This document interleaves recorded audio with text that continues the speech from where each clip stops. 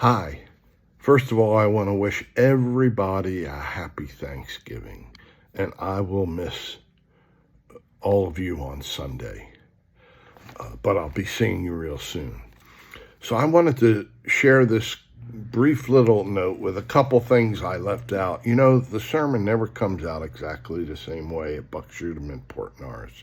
I leave things out, some at Port Nars, some at Buck Shootem, different things, different times. It's kind of crazy that way. I can't explain it. But I purposely did a little editing because it was too long on Sunday, and I left a couple things out at Buck Shootem and a couple things out at Port Nars. So this should cover both churches and only be about 5 minutes, hopefully. Here's the thing. I wanted to share about Psalm 136. It's very unusual, and I think we did this in a Bible study, or maybe it came up in a sermon, but it has a repetitive verse. And I like the way, my Bible says it one way, but I like another way. Give thanks to the Lord, for he is good, for his loving kindness is everlasting.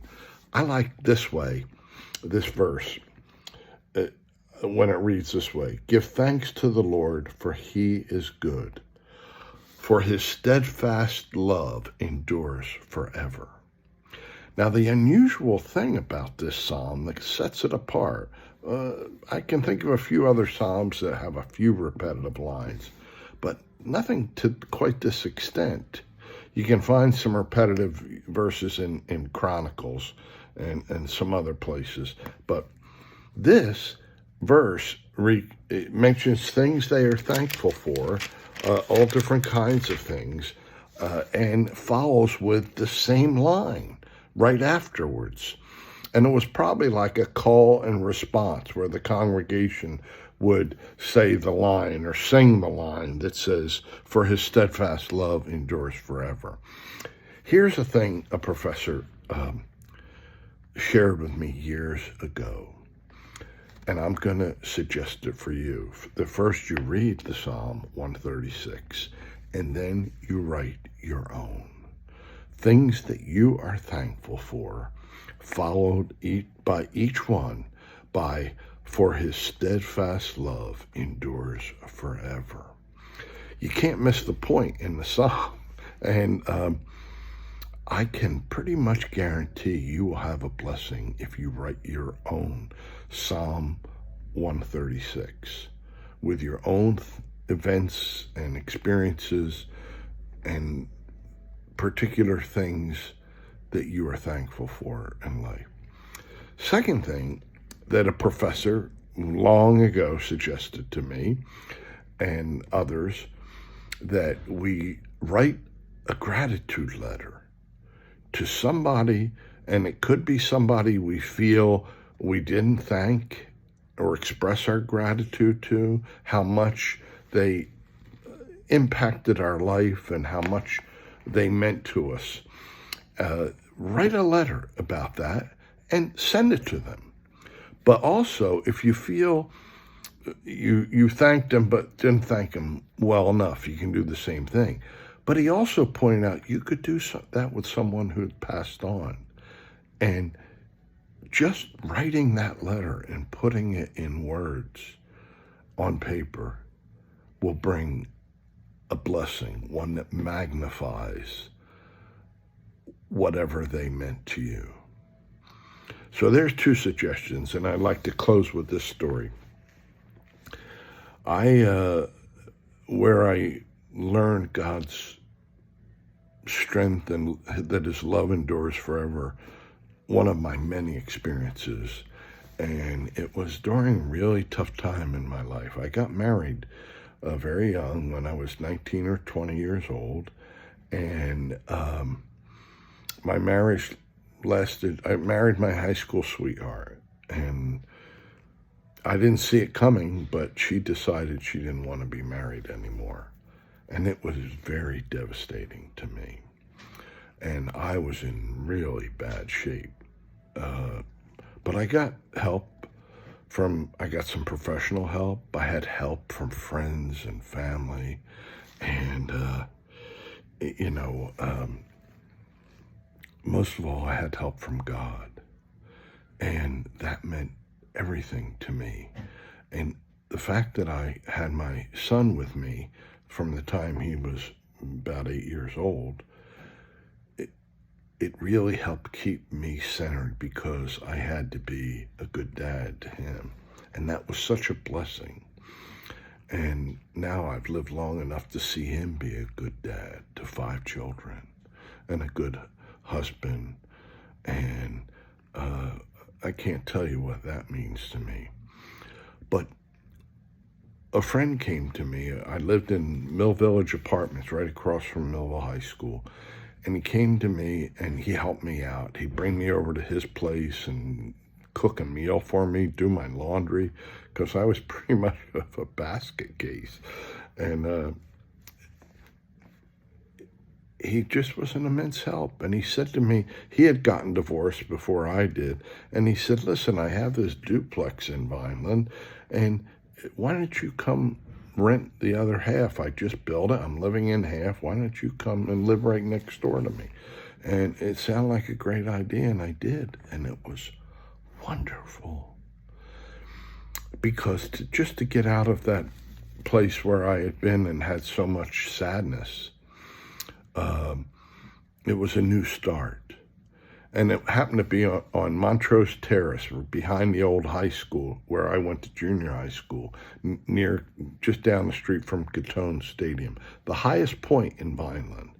And we had a huge backyard and a big field behind that. And it was a wonderful place to live. But it got to have a couple big challenges. And during that time, my mother and my grandmother, they wanted to do everything for me, including my laundry and my cooking. And I said, no, I gotta do this stuff. But they were a wonderful help with emotional things and loving support of me and my son. And I let them do that for sure. But when 2 challenges came up, I focused on the gratitude that I had for so many other wonderful things. My friend moved out and rented the other half to someone else. Well, about that same time,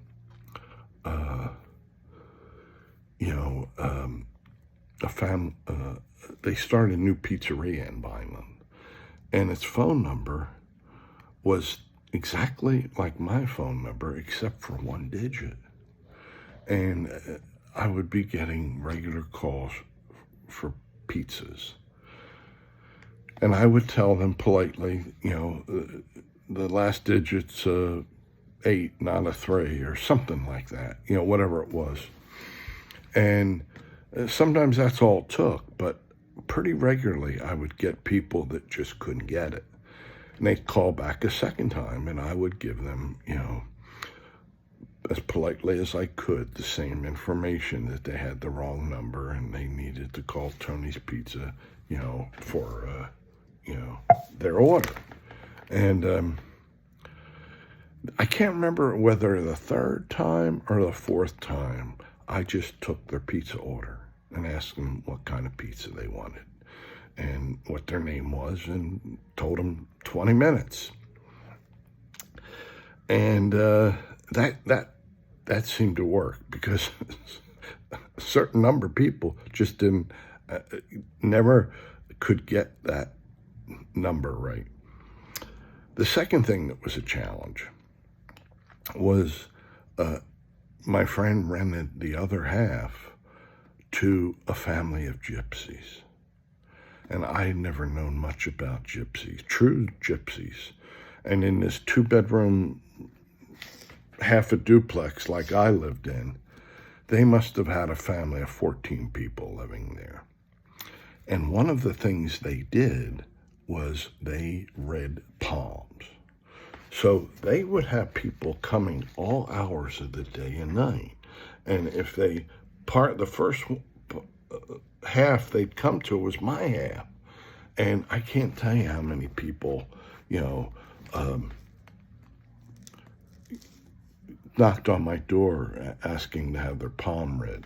And if I was smarter, I probably would have started reading palms. I could have really supplemented my income a lot and just taken a look and saying, everything's fine, you can go your way. But I told them it was next door. But when those things would get to me and aggravate me, I would just focus on all the wonderful things that my home provided for me and that God provided for me and the strength he gave me to pull me up out of. And gradually I got better and stronger and better and better and better. And I'll never forget that how much gratitude and thankfulness saw me through. Now, I'll bet you know, like I know people, I bet you know people that have gone through an experience like that and they never recover from it. For the rest of their life, they're focusing on what somebody did them wrong with, and they just can't. And that's the danger of not having gratitude. It can lead to becoming lost. We always have to come to that repeating truth. His steadfast love endures forever. Happy Thanksgiving, everybody.